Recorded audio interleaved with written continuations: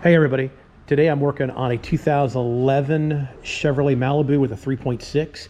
It came in with a check engine light on. The check engine light code was a P0443, which is purge control solenoid circuit C.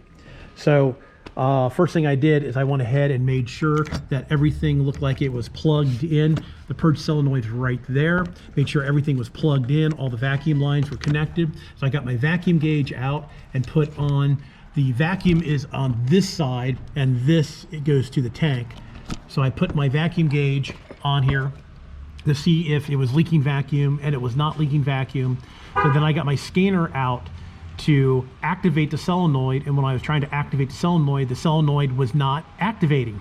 So I left the scanner on it, and I reached down here and I grabbed the wire connector and moved it around, and it started to click like it was working. I'm like, hey, what's wrong with this? Is the solenoid bad or is the wiring bad?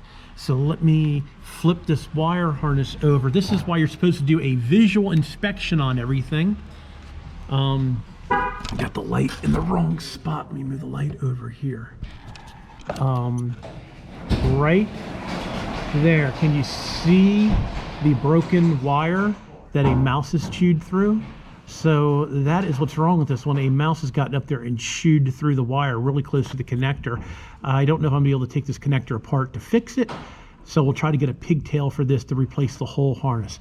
But there's just a real quick one. Always do visual inspections. This thing was plugged in like this, so you couldn't see the wires.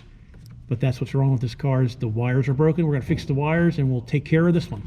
All right, everybody, thanks a lot for watching. Please subscribe. You can always do that in that corner. Please give me a thumbs up if you like my automotive videos.